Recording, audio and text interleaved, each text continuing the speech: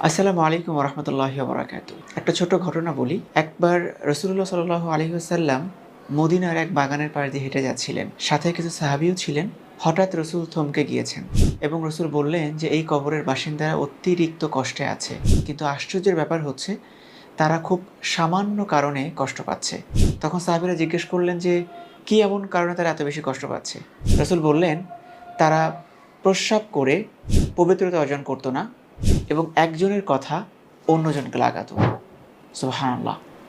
এটা খুব সূক্ষ্ম একটা ব্যাপার এবং আমরা এটাতে অলসতা অথবা মজার ছলে আমরা এই দুটি কাজ করে থাকি। কিন্তু এটার জন্য যে কবরে কত বড় একটা শাস্তি আমাদের হবে এবং শুধুমাত্র শাস্তির ব্যাপারটাও না, ইহকালীন জীবনে আমাদের কিন্তু সামাজিকভাবেও আমরা খুব ঘৃণার পাত্র হয়ে যাই যারা জিনিসটা বুঝতে পারে। তাই এই দুটো জিনিস থেকে আমাদের বেঁচে থাকা উচিত।